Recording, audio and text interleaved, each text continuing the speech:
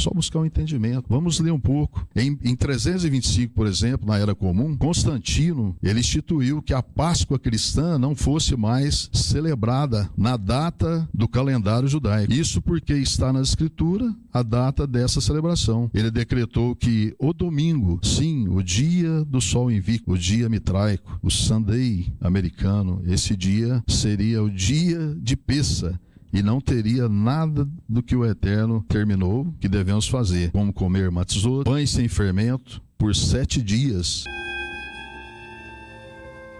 Shabbat Shalom, irmãos. Shabbat Shalom a todos.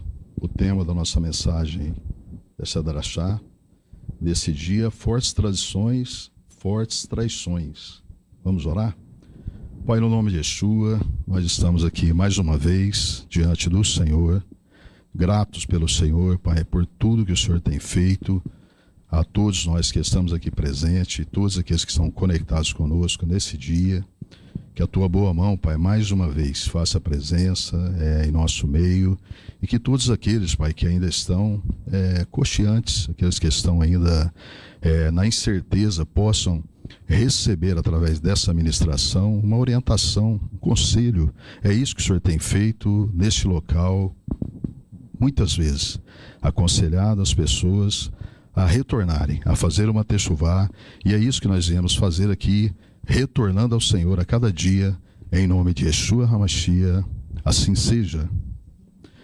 Fortes tradições, fortes traições, né? Eu inicio essa mensagem com o texto da Nova Aliança, da Brit Hadashah, em Judá, Judas, da UJB, capítulo 1, versículo 5, aonde diz: agora gostaria de lembrá-los, embora vocês já estejam plenamente cientes disso, que Hashem, que outrora salvou um povo na terra do Egito, posteriormente destruiu todos os que não creram e que não confiaram, né? Dentro desse concílio, sabemos também que essa casa tem orientado as pessoas, né, a estarem sendo elevada, porque nós vivemos na realidade nesse mundo, as pessoas que vivem nos seus cotidianos estão no labirinto, né? As pessoas se encontram muitas vezes num labirinto, e é onde elas não têm como sair daquele labirinto se não receberem uma orientação de forma provinda do Senhor, né? Então é isso que vai ocorrer aqui nesse dia, é exatamente isso, um conselho de como sair desse labirinto, né? E ser elevado, né? Que o Eterno eleve nossas vidas nessa oportunidade desse Shabat, em nome de Yeshua. Algumas tradições religiosas acreditam que os seguidores de Yeshua não têm mais motivos para realizar o sede de Pessa, conforme foi instruído na Torá. Pois no entendimento deles, através da Brit Hadashah, Nova Aliança, tudo o que é necessário agora é apenas se lembrar do sacrifício de Yeshua no madeiro pelos nossos pecados, e assim as tradições, os mandamentos do Eterno ficam em segundo plano, né? Essa forma que está ocorrendo em toda a terra, e nós vamos ver isso quando começou isso, né? Desde que o mundo é mundo, existem essas tradições, existem também essas traições, né, que ocorrem. E só que o que eu penso, analiso, o que ocorreu comigo, a minha experiência sobre tudo isso, é que existe, na realidade, nessa terra, dois tipos de pessoas: as pessoas que são pensadas e as pessoas pensantes. Quem são pensantes, obviamente, está buscando, né? Está buscando um entendimento para receber uma libertação, não se contenta de ser pensado, de ser conduzido. Então essas pessoas, elas obviamente, elas procuram, né, como não ser pensado e como não ser conduzido, né? Conduzido, me conduz, para onde todo mundo vai, eu vou também, e está tudo bem para mim, né? Mas existem pessoas que não se contentam com isso, ela quer realmente entender, compreender. E nós vamos hoje sair, na realidade, através do entendimento, vamos ver como sair dessa rotatória de ser pensado, de ser um ser conduzido, né? Vamos ver como que tem possibilidade de sair dessa rotatória. Vamos ver isso. Ao mesmo tempo, nesse período em que estamos, as tradições religiosas celebram a ressurreição de Yeshua participando de sacramentos que foram estabelecidos por essas tradições de homens. Porque essas sim são tradições humanas, que removeram o sentido do Pêssah do coração das pessoas, e essa celebração tão importante se tornou um mandamento que jamais foram escritos, com datas que não foram orientadas, nem ordenadas e com propósitos que não são o Eterno que solicitou, né? Esse entendimento, quando a gente passa a compreender isso, como eu estou conduzindo a minha vida. Você é uma pessoa você não é essa pessoa bonita que você olha no espelho, né? Ou às vezes você olha no espelho e fala, eu nem sei quem sou, né? Mas aí dentro de você mora uma alma, né? Mora uma alma preciosíssima. Você não é isso que muitas vezes sua mente mente, seu coração te engana, e você escolhe então ser conduzido. Vou aonde todo mundo vai, vamos ver até onde, o que isso vai dar. Né? Nós encontramos aqui a possibilidade de como, através dessas orientações, desses conselhos, né, tão importantes, né, que é único, singular, esses conselhos, de como a gente sair desse marasmo, né, dessa vida rotineira, sem sentido, sem propósito. E aí, nessa situação, faz com que o Seder de Pêssah, né, dentro dessa colocação, dessas tradições e traições que ocorreram, nós vamos ver também quando ocorreu tudo isso, né? E aí, nessas tradições e traições, nós vemos que eles mudaram completamente o sentido, né, de Pêssah, né? E aí as pessoas seguem dessa forma aí, vamos fazendo, né? Sem uma base sólida. Essa situação faz com que o Seder de Pêssah, o ajuntamento que fazemos para contar aos nossos filhos e aos filhos de nossos filhos tudo que o Eterno nos fez para tirar nossos ancestrais de Mizrai, né? Aliás, esse nome que deveria estar nas Escrituras, terra de aflição, e não Egito, porque hoje o mundo todo é Mizrai, uma terra de aflição, da qual também seremos resgatados muito em breve, o Maranata, Baruch Haba Beshem Adonai, né?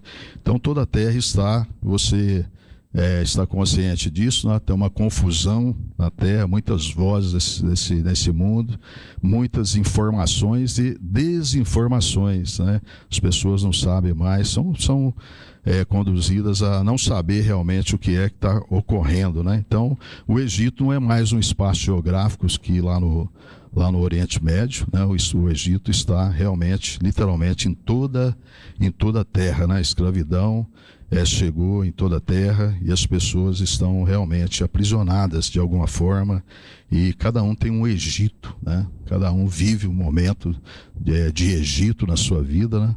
Quem sabe você está vivendo um momento de Egito. Não, mas eu sou judeu messiânico. Eu não tenho Egito na minha vida. É possível você ter um Egito na sua vida, né? Uma terra de solidão, ou um deserto que você esteja passando, ou uma escravidão, ou talvez vamos dizer assim, um fermento, né, que não quer sair, que está lá, como diz como a gente aprende aqui, né, sempre. A nossa liderança fala sobre isso, né? Como que vamos remover, né, esse fermento que está dentro de nós. Muitas vezes está no prepúcio do coração, né? Está lá, agarrado no prepúcio, né? E a circuncisão, quando você entrega realmente a sua vida e quer que o Eterno, sem reserva, você quer servir ao Eterno sem reserva, obviamente tudo que está no prepúcio também será removido da sua vida, e você vai ter uma vida leve, né? Uma vida que realmente faça sentido, uma vida com entendimento, né? E a gente vai, esse enfoque religioso, né, ao qual de modo algum estamos perseguindo, nós estamos perseguindo, dizendo como qualquer pessoa deva viver sua vida, porque na realidade ninguém tem que fazer nada, né? Ninguém tem que fazer nada. Se fizer, corre um grande risco de dar certo, né? Ninguém tem que fazer nada. Eu tenho que fazer, é uma obrigação. É como se fosse uma obrigação, você tem que fazer. Não, você pode fazer, e também ninguém tem que fazer nada. Se você fizer, você corre o risco assim de dar certo, né, aquilo que você está fazendo, né? Esse enfoque religioso que as pessoas quando olham para a gente diz que ser judeu messiânico muitas obrigações, tem que entender muita coisa, tem que ler, tem que dedicar. Você não tem que fazer. Se você fizer, obviamente, você tem que primeiro enxergar o que é que está ocorrendo em você. Quem é você? Quem é você para o eterno? Quem sou eu para o eterno? Né? É uma pergunta que não se cala, né? Quem sou eu para o eterno? O capítulo 25, né? Qual é a vontade do eterno para com a minha vida? O capítulo 25 de Shemot, versículo 8, diz que a vontade do eterno é uma só, é morar, né? Como nós fomos ministrados alguns dias atrás, é morar conosco, estar conosco. E obviamente, se isso ocorrer, literalmente sua vida terá uma vida com propósito nessa terra.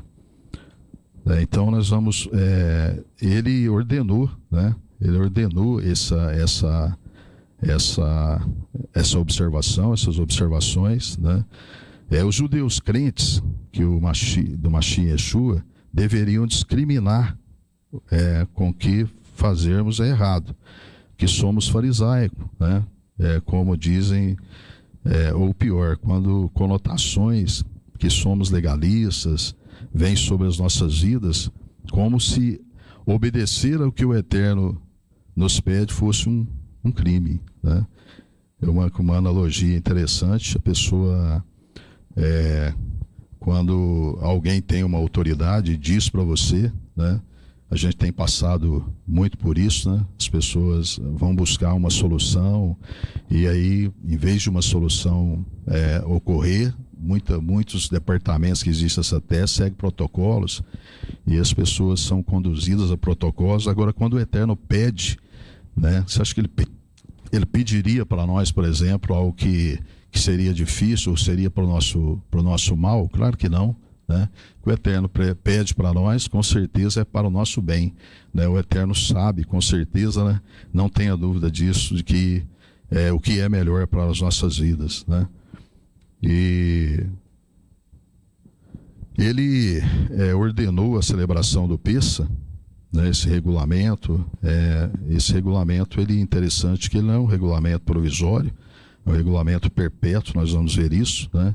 Ele ordenou a celebração do Pessa como um estatuto perpétuo, porque que deveria mudar isso, né? Por que eu deveria mudar isso? E porque se eu guardo isso, é tão agressivo para tanta gente, no que nós temos prejudicado as pessoas em fazermos o que nosso Pai nos pediu para fazer. Shemot, Êxodo capítulo 12, versículo 14, diz assim: esse será um dia para vocês de lembrarem e o celebrarem como uma festa a Adonai. De geração em geração devem celebrá-lo como um regulamento perpétuo, né?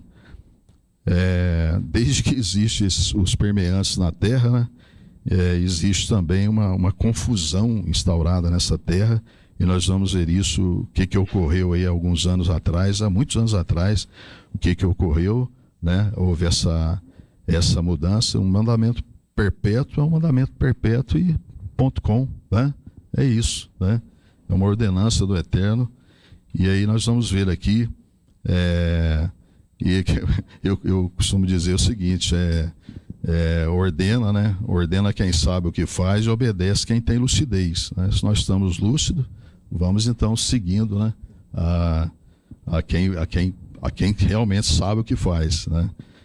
E vamos ver aqui, desde que ocorreu no ano 325, na Era Comum, né? De conhecimento de muitas pessoas, uma das coisas que a gente tem buscado, né, a estar passando para as pessoas, é justamente isso, a pessoa buscar um entendimento, né? A pessoa que busca o entendimento, ela deixa de ser realmente conduzida. Vamos fazer, alguém está orando por mim, alguém está fazendo por mim, alguém vamos levando dessa forma aí. né? E muitas vezes a gente erra muito em não conhecer. Mas quando aconteceu isso, como saber disso? É só buscar um entendimento. Como que eu vou descobrir como que é a forma correta, como que é a forma para servir ao Eterno da maneira que agrada a Ele? Como que é isso? Vamos ler um pouco. Em 325, por exemplo, na Era Comum, Constantino, né, um pseudo poderoso, né, ele instituiu que a Páscoa cristã não fosse mais celebrada na data do calendário judaico. Isso porque está na Escritura a data dessa celebração. Ele decretou que o domingo, sim, o dia do sol invicto, o dia mitraico, o Sunday americano, esse dia seria o dia de Pessa e não teria nada do que o Eterno determinou que devemos fazer, como comer matzot, pães sem fermento, por 7 dias. E vamos ver o que ocorreu lá. Nada disso, não deveríamos lembrar da saída do Egito, por nossas gerações, porque afinal, Constantino não era judeu. Quem era Constantino? Um adorador de Deus, né? Deus que chegaram há pouco e Deus, na verdade, não são. Era um imperador do amor ao contrário, né? Imperador de Roma. E então isso ocorreu aí no ano 325. E você que está me ouvindo pode dizer também dessa forma, só dizer assim, mas eu também não sou judeu, né? Eu tenho que ser judeu, tenho que seguir isso daí. Eu vou dizer para você alguns personagens que estão importantes na Escritura que não eram judeus também, né? Ruth, ela não era judia. Ela foi a mãe de Obed, né? Avô de Melech Davi, né? De onde veio o Machia. Quem era Ruth? Você conhece a história de Ruth, né? Uma moabita, e você vai ver que ela não era judia. Olha o que ocorreu quando alguém decide, né, no coração realmente obedecer os mandamentos do Eterno e seguir próximo do Eterno. O Eterno muda, né, a vida das pessoas e faz dos improváveis aquilo que ele deseja fazer, né? O pai de Caleb também era judeu? Não era judeu. O centurião Cordélio, ele não era judeu também, né? O Eterno trouxe outros povos e enxertou como seu povo. Afinal, está escrito isso na Nova Aliança. Romanos 2, versículo 29, está escrito assim: ao contrário, o judeu de verdade é quem o é interiormente, e a verdadeira circuncisão é a do coração, espiritual, não literal, para que seu louvor não proceda dos homens, mas do Eterno. Aqui eu volto ao prepúcio, né? Eu volto ao prepúcio, né? Que um povo que luta contra o fermento, né, da maldade, da hipocrisia, que tudo isso aí, da mentira, né, tá no prepúcio do coração das pessoas, né? Então nós vemos aqui o Eterno chamando: não sou judeu, para que eu vou cumprir isso aí? Ora, se não é para ser judeu, aprender como vive o povo do Eterno, para que esse texto está escrito. Para quem esse texto está escrito? Por que não está escrito aí povo do Eterno só e não judeu, como está escrito? Isso diminui a circuncisão de modo nenhum. De modo nenhum. Quem foi chamado para a circuncisão é a vida da pessoa com o Eterno, com seus propósitos de aliança, em guardar a Torá, mas todos nós fomos chamados para ser judeu. É o que está escrito, né? Uma mudança de dentro, né? As pessoas religiosas. Você não está cansado de ser religioso? Eu canso, né? As pessoas cansam de ser religiosas. Eu estava cansado. A gente vive muito tempo com os pés nas águas, né? Ali, só perto das águas, né? E de repente você faz uma oração dizendo assim: Senhor, está escrito na tua palavra que o Senhor revelaria, né? Revelaria coisas grandes e firmes. Clama a mim, eu vou responder para você coisas grandes e firmes que você não sabe. Quando você faz essa oração, começa a aparecer. Aparecer o quê? Coisas grandes e firmes que você não sabia, começa a aproximar de você, né? Essa foi um dos fatores, né, que ocorreu na minha vida, né? Quando as coisas ocorreram na minha vida, alguém simplesmente chegou e disse para mim: faça uma oração em nome de Yeshua, o Mashiach. E nós estávamos num grupo de pessoas. Você pode fazer essa oração? Eu falei, né? Posso orar. Eu não conhecia nada dos hebreus, não conhecia nada de Israel. Tinha um conhecimento básico, né, da Escritura. E naquela multidão de pessoas reunidas ali, eu resolvi fazer uma oração na hora. Orei por todos que estavam aí, orei em nome de Yeshua HaMashiach. O que aconteceu? A nossa vida foi totalmente risgada. O primeiro encontro que nós tivemos foi com risgalos, né? Depois, um estudo que a gente participou, né, através desse ministério aqui, né? E aí a gente começou, as coisas realmente foi alterada, desconfigurou as nossas vidas, depois foi colocando as coisas no lugar. É assim mesmo. Para você deletar muitas coisas da sua vida, você tem que estar aberto, né? De colocar esse antivírus aí realmente, né? Ser reprogramado novamente para você entender realmente o que é. E o Eterno tem coisas grandes para as nossas vidas, né? Então vamos lá. As mudanças, elas têm que ocorrer lá dentro de nós, né? Dentro de nós. Essa mudança, ela é externada no seu viver diário, na sua casa, no seu relacionamento com seu esposo, sua esposa, com seus filhos, com as pessoas interpessoais aí, né? Isso tudo ocorre quando essa mudança está dentro de você, né? Algo mudou, né? Dentro de mim, né? Então, é isso que ocorre. Essa divisão começou em 325 da Era Comum, mais de 300 anos depois que Yeshua partiu daqui, a confusão estava estabelecida em causa aqui na terra. O concílio de Nicéia mudou tudo. Judeus e cristãos agora tinham datas separadas de celebração. Uma divisão ocorreu ali. Ritos completamente distintos, de não comer carne quando o nosso povo come o cordeiro. Não observar os dias sem fermento, nem os 2 dias de ajuntamento solene, que, aliás, eu só conheço um grupo, né, que guarda as 2 ordenanças do Eterno. Eu não vejo isso nem em calendários públicos, deveria ser, né? Deveria. Mesmo estando escrito, foi deixado de lado o 2º ajuntamento. Será que é porque também deixaram de lado a segunda vinda do Mashiach? Não sei, mas pode ser, né, que deixaram de lado realmente a segunda vinda do Mashiach, que eu acredito que está muito próxima.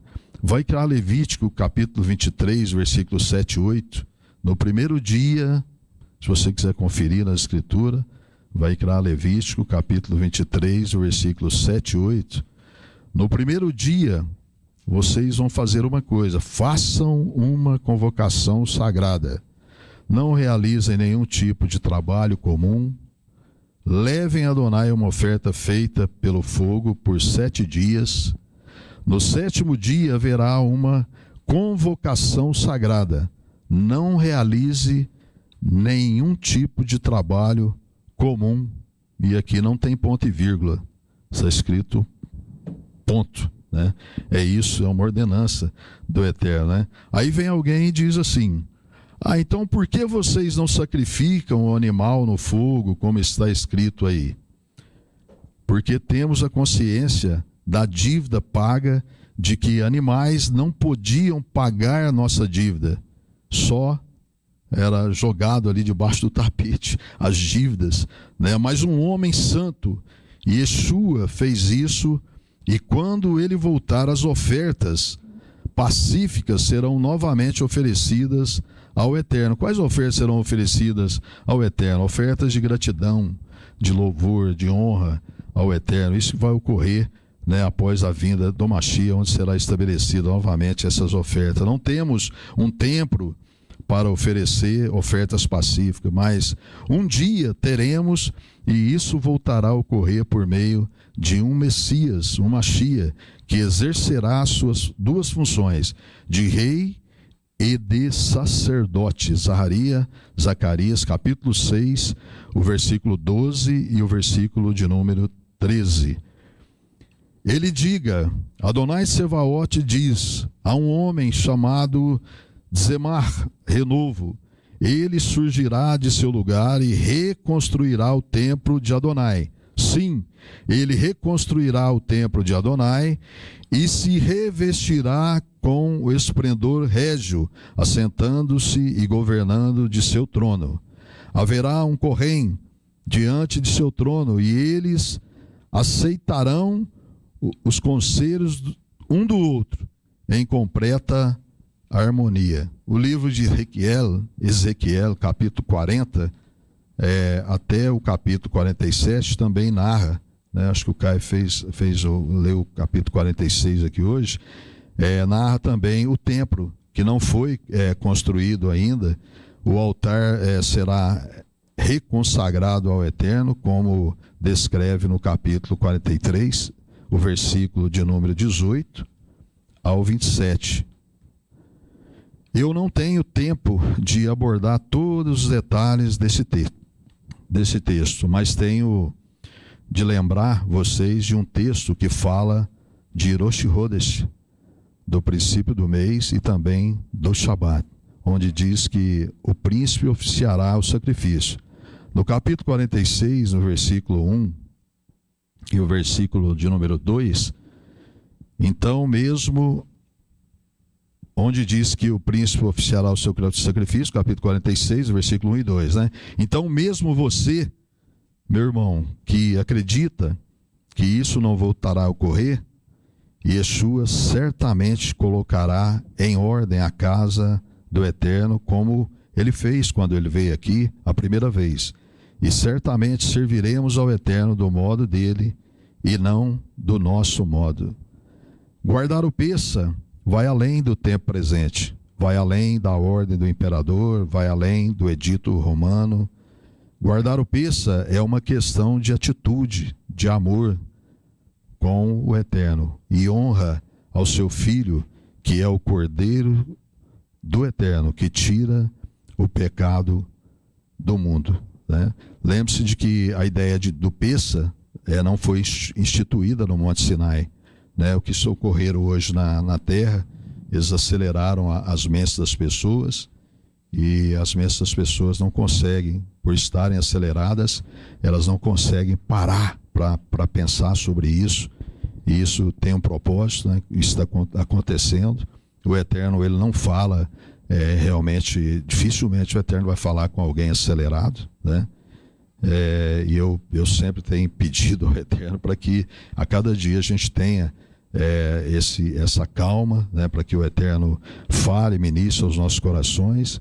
E eu espero que isso ocorra com cada um de você também, que está talvez acelerado. Pare um pouco, né? Deixa o seu celular do lado, pare, medita na Escritura, para que o Eterno possa falar ao teu coração, né? Esse precioso, né?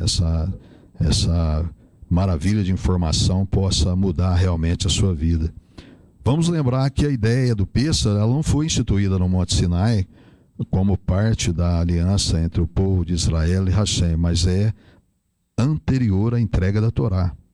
Muita gente não hebreia guardou o Pessa com o nosso povo, e esse princípio precisa ser restabelecido nas mentes das pessoas nesse tempo que hoje somos nós, nesse tempo, né, que hoje somos nós, e que precisamos de libertação, aprendermos e agirmos para que nossa redenção ocorra como ocorreu a de nosso povo há mais de 3.000 anos atrás. E aí muita gente critica termos um cordeiro como memorial de Pessa, mas se alguém come peixe na sexta-feira, isso não me incomoda em nada. Aliás, sexta-feira não é o dia do peixe, meus irmãos. Quem convencionou isso? Não questionamos, não é mesmo? Mas quando temos a memória do cordeiro, desde que foi oferecido ao nosso pai Abraham, no lugar do seu filho Isaac, e no meu e no seu lugar também. Este é o Cordeiro anunciado. O Cordeiro é uma memória sublime. Temos de saber o preço, e eu não acredito que alguém tenha, algum matemático tenha a possibilidade de saber o preço que esse Cordeiro pagou, né? Não há possibilidade. Então o que eu penso aqui e começo a refletir é o seguinte: que valor que deve ter a nossa alma? Qual o valor para alguém pagar um preço que não tem como calcular? Nenhum matemático nessa terra tem possibilidade de calcular o preço de uma alma, né? Não tem possibilidade, porque o preço que foi pago por essa alma, ele é incalculável, né? Temos que saber o preço que foi pago por nós no meio do sacrifício de Yeshua, e não celebrarmos a ressurreição dele em peça mais a sua morte.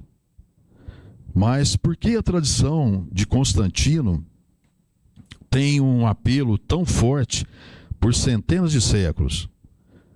Porque é rendável, irmãos. Porque é um apelo mediático. É um apelo ao nosso bolso.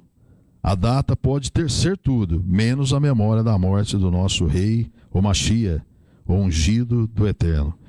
E Yeshua é a metáfora que o Eterno escolheu para nos revelar o seu imenso amor sacrificial. A mensagem do Mashiach, o nosso Cordeiro de peça, se estenderá para todo sempre, por toda a eternidade, principalmente quando o Cordeiro do Eterno for plenamente glorificado e entronizado, como está escrito, risgá-los Apocalipse, porque o Cordeiro está no centro do trono, as pastoreará, ele as guiará às fontes de águas vivas, e o Eterno enxugará toda lágrima de seus olhos.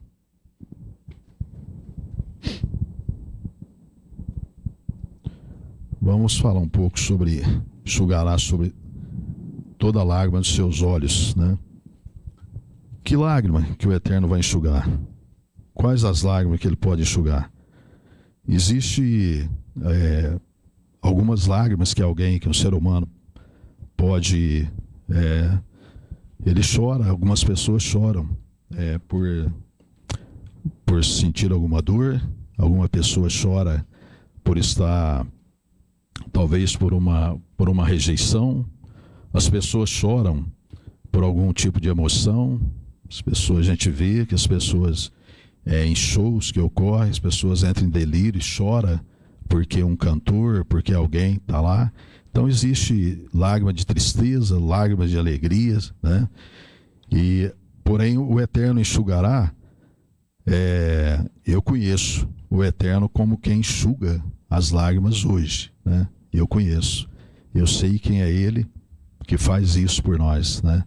Eu sou uma pessoa que realmente experimento, né? Não experimentei, eu experimento todos os dias o que é ter as lágrimas enxugadas, né? A gente não planeja, os planos das pessoas geralmente são que as coisas dê tudo certo. Não sei se vocês concordam, que as coisas dê tudo certo, caminhem da maneira correta. E quando as coisas saem do eixo, saem daquilo que você não estava esperando, você às vezes é surpreendido, né? Eu tenho 3 filhos, Misael, Carliston e o João Roberto Matos Júnior. Todos 3 herança, né? Herança do Eterno. E o Júnior, né? Ele foi embora em 2023, um filho amado, né? Partilhar essa experiência com vocês, um filho amado nosso. A gente, um menino de 19 anos de idade, ele era observador da escritura, né? Um Hassan na minha casa, né? Ele que fazia o serviço Shaharit de manhã comigo. Ele nunca, por exemplo, a gente nunca sentou numa mesa em que ele não pedisse para mim interceder, orar pelo alimento. Se eu tivesse na minha casa, ele nunca pediu para mim, dizendo assim, ele nunca pegou o prato de comida e foi... Então, quando eu estava em casa, ele pegava o prato e falava, pai, o senhor pode orar pelo alimento? Eu orava. Café da manhã, orar pelo alimento? Alguém que era observador da escritura, um filho obediente, né? Orar pelo alimento, a gente orava ali junto, né? E ele fazia o serviço de manhã. É um menino, a experiência de um menino que é mudado por dentro, né? É mudado por dentro, ele externava isso no dia a dia. Ele marcou nossas vidas com isso, né? Porque o que ele fazia? Ele nunca pediu para mim ou mandou que eu fizesse alguma coisa. Por exemplo, o senhor compra isso para mim? O senhor faz isso para mim? E ele fala, não dá para o senhor fazer isso para mim, não é, pai? O senhor pode fazer isso para mim, né, pai? Isso é alguém que está externando o que houve dentro dele. O senhor pode me levar na autoescola, pai? O senhor pode me levar no dentista, pai? O senhor pode fazer isso para mim, pai? Então ele externava no dia a dia, né, o que é uma mudança por dentro, né? E o que ocorreu? Em 2023, né, 2h da manhã, aquele tesouro, né, um tesouro que estudava, por exemplo, ele estudava sobre a saúde, e ele dava aula sobre saúde na minha casa, para mim, para a Roseli, levava a gente para ir treinar também, né, para cuidar da saúde. E ele, 2h da manhã, numa sexta-feira, né, pré-shabat, ali no shabat já, 2h da manhã, ele sofreu uma parada cardíaca fulminante, 2h da manhã na minha casa, e o Eterno levou ele. Aí a pergunta que não quer falar, e agora, o que você vai fazer? Servo do Eterno. E você pode dizer para mim, não, mas então passa por situações, alguém que serve ao Eterno passa por situações adversas. Eu digo para você que passa, né? Ele passa, mas tudo passa. O que ocorre? O que ocorreu depois disso daí? O que vamos fazer agora no dia a dia sem o nosso filho Júnior? O que Abraham pensou quando foi sacrificar o seu filho ali? Como que estava a memória de Abraham? A confiança dele era tão grande que ele disse para os servos, ele falou, fica aqui que eu vou sacrificar e voltaremos, né? Então ele acreditava que esse livramento ia ocorrer, né? Agora, qual a dor que o Eterno sentiu quando ele ofereceu o seu filho ali naquele madeiro? Que dor que foi?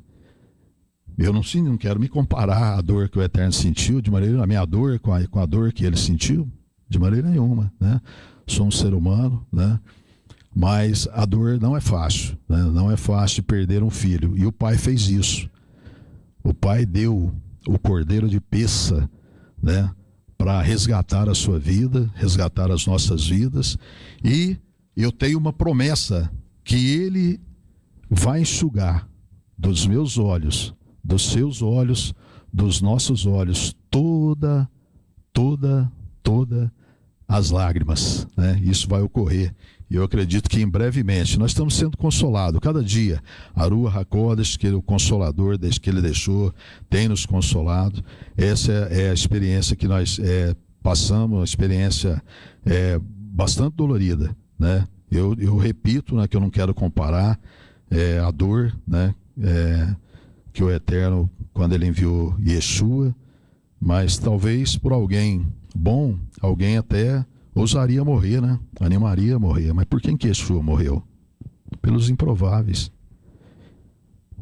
Quem é você? Eu me considero um improvável. Um improvável, né? Quem somos nós? Improváveis. E às vezes a religiosidade quer pegar uma pessoa e colocar, inserir na mente dela que ela pode fazer algo fora daquilo que está escrito.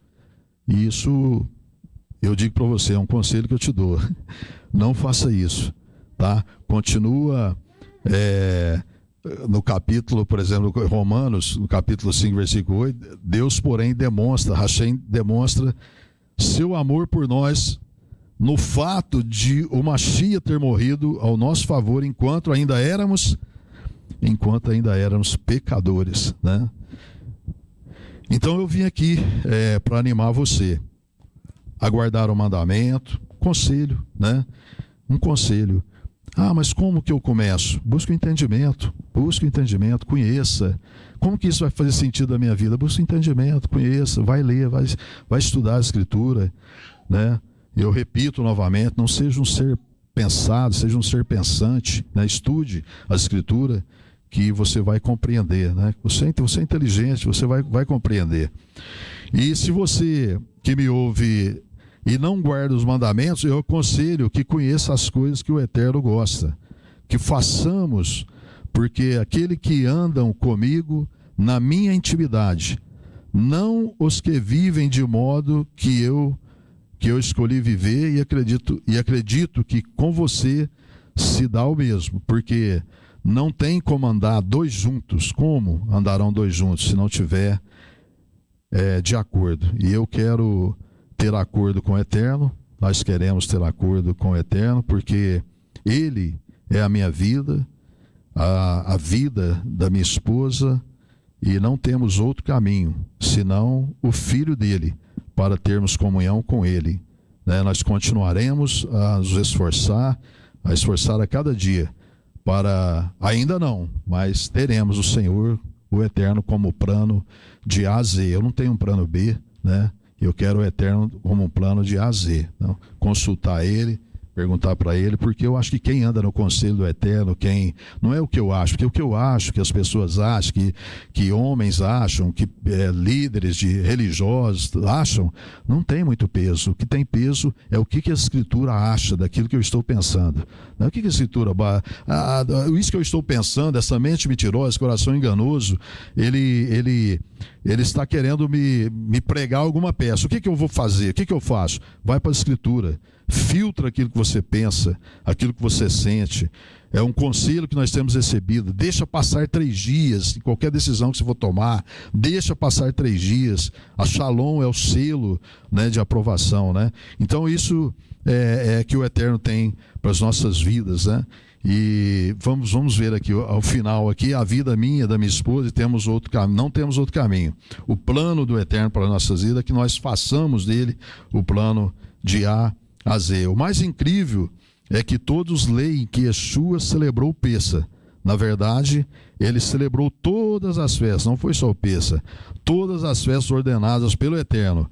Queremos seguir os passos dele. Eu sou um seguidor de Yeshua, mas não fazer o que ele faz, não é mesmo? Fazer uma techuvá, fazer um retorno. O que sei é que Yeshua disse que nem a menor letra da Torá deixaria de ser cumprida. Matitiahu, Mateus, capítulo 5, versículo 18. Eu estou lhe dando um conselho, e eu volto a dizer que ninguém tem que fazer nada, mas se fizer, corre um grande risco de dar certo. Eu estou dando a você um conselho que foi entregue como responsabilidade para mim hoje. Aprenda a aproximar-se do Eterno, e o Pessa é uma excelente oportunidade para isso. Hagmatzot Sameia. Oremos e que todos nós tenhamos um Shabat, né, de Shalom. Vamos orar? Pai, no nome de Yeshua, Hamashia, externa minha gratidão, Pai, diante do Senhor, por estar aqui neste lugar. Que essa mensagem, Pai, possa ter alcançado as vidas que estão aí cocheantes, talvez em cima de uma corda bamba, não sabe se cai para a direita ou para a esquerda. Se cair para a direita pode ser loucura, e se cair para a esquerda, razão, e as pessoas ficam buscando, fica em cima de uma corda bamba. E muitas vezes o Senhor quer que as pessoas saiam da corda e fixe os seus pés sobre a rocha do Mashiach Yeshua. Que isso ocorra na vida de todos aqueles que estão conectados conosco, aqueles que estão aqui presentes, que todos nós, Pai, possamos não estar sobre a rocha, que há a possibilidade de estarmos sobre a rocha e deslizarmos, mas que nós estejamos entranhados na rocha, fundamentados na rocha, para que nós não possamos. Eu tenho certeza, Pai, não tenho dúvida disso. Mesmo que o Egito esteja em toda a terra, nós estamos sobre a rocha que é Mashiach Yeshua, e essa rocha com certeza é maior que toda essa terra. Nós agradecemos ao Senhor, Pai, que tenhamos um Shabat de Shalom, em nome de Yeshua Hamashia. Assim seja. Nossa próxima atividade será neste domingo, dia 5/4, teremos o nosso Seder de Pessa e o Seudat Mashiach, com transmissão pela internet a partir das 17h30. que o Eterno deixe uma bênção especial para todos aqueles que participarem em nome de Yeshua. Shabbat Shalom.